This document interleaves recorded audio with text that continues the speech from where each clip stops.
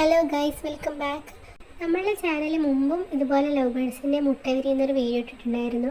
ഇപ്പോൾ ആ മുട്ടയൊക്കെ വിരിഞ്ഞ് അതിൻ്റെ ബാക്കിയാണ് കേട്ടോ. ഇത് ഗ്രോയിങ് സ്റ്റേജ് വീഡിയോ ആയിട്ട് ചെയ്യാൻ വേണ്ടിയിട്ടാണ് ഞാൻ കുറച്ചുകൂടി വെയിറ്റ് ചെയ്തത്.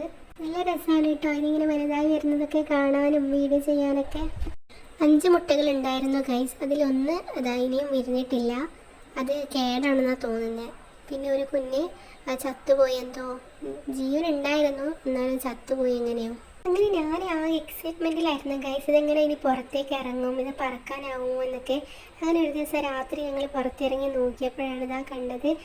അതിൽ ആദ്യത്തെ ബേബി ഇതാ പുറത്തേക്ക് വന്നിട്ടുണ്ട് കേട്ടോ. അതാണ് ഇങ്ങനെ അമ്മൻ്റെ ബാക്കിൽ ഇങ്ങനെ നടക്കുന്നത്. അതിനാണെങ്കിൽ ഒരു മൈൻഡും ഇല്ല, ഇതിന് പറക്കാനും ആവുന്നില്ല, അതിൻ്റെ മുകളിലൊന്ന് കയറി നിൽക്കാനോ ഒന്നും പറ്റുന്നില്ല. പിന്നെ എന്താ ഉണ്ടായെന്നറിയാൻ പാർട്ട് 2 വേണ്ടി സബ്സ്ക്രൈബ് ചെയ്ത് കാത്തിരിക്കുക.